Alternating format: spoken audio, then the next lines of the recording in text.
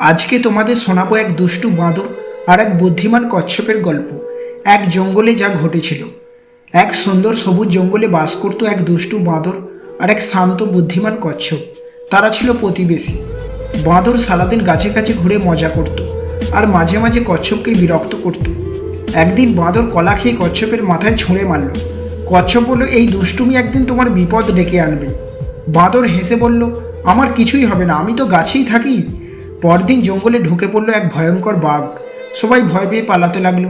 কচ্ছপ বাঁদরকে বলল, নতুন বাঘ এসেছে, সাবধানে থেকো। বাঁদর বলল, আমাকে কিছুই করতে পারবে না। বাঁদর গাছে বসে বাঘকে ডাকলো, আয় বাঘ, আমাকে ধরতে পারিস তো ধর। বাঘ কিছু না বলে গাছের নিচে বসেই রইল। সে জানতো বাঁদর একসময় গাছ থেকে নামবেই। বাঁদরের খুব খিদে পেল, কিন্তু গাছে আর কোনো ফল নেই। তাকে নামতেই হবে। বাঁদর নামতে গিয়ে হঠাৎ এক ডালে আটকে গেল। এবার সে কাঁদতে শুরু করলো। বাঁদর চিৎকার করতে লাগলো, বাঁচাও, কেউ আছো? কচ্ছপ ধীরে ধীরে এসে বলল, তুমি কি সত্যি সাহায্য চাও? বাঁদর বলল, আমি প্রতিজ্ঞা করছি আর কখনো দুষ্টুমি করব না। কচ্ছপ লতা আর পাতা দিয়ে একটা ফাঁদ তৈরি করলো। বাঘ সেই ফাঁদে পড়ে গেল। বাঁদর পড়ে গিয়ে পায়ে ব্যথা পেয়েছিল। কচ্ছপ তাকে নিজের পিঠে করে নিয়ে গেল নিরাপদে। সেদিন থেকে বাঁদর কচ্ছপকে ভাইয়ের মতো ভালোবাসতে শুরু করলো। বাঁদর এখন আর দুষ্টুমি করে না, সে সবার বন্ধু হয়ে উঠেছে।